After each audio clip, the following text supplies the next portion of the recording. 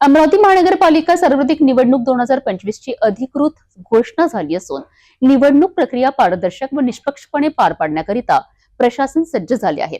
याच पार्श्वभूमीवर अमरावती महानगरपालिकेत निवडणूक अधिकाऱ्यांचे सविस्तर प्रशिक्षण पार पडले आहे। अमरावती महानगरपालिका सार्वत्रिक निवडणूक 2025 करिता 15 डिसेंबर 2025 पासून आचारसंहिता लागू करण्यात आली।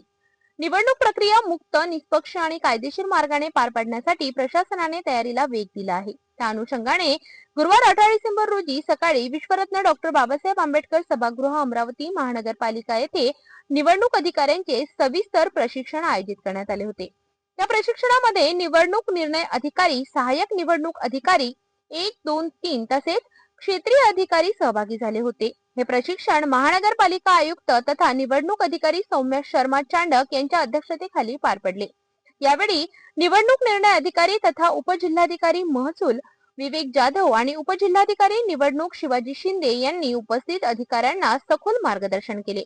प्रशिक्षण सत्रात आदर्श आचारसंहितेची अंमलबजावणी, निवडणूक कार्यक्रम, नामनिर्देशन पत्रांची छाननी, प्रचार काळातील नियम, मतदान प्रक्रिया, मतमोजणी तसेच आचारसंहिता भंग झाल्यास करावयाच्या कारवाईबाबत सविस्तर माहिती देण्यात आली। यावेळी आयुक्त सौम्या शर्मा चांडक यांनी निवडणूक काळात सर्व अधिकाऱ्यांनी संवेदनशीलता, तत्परता व निष्पक्षता राखून काम करावे, निवडणूक आयोगाच्या मार्गदर्शन सूचनांचे काटेकोर पालन करावे असे स्पष्ट निर्देश दिले।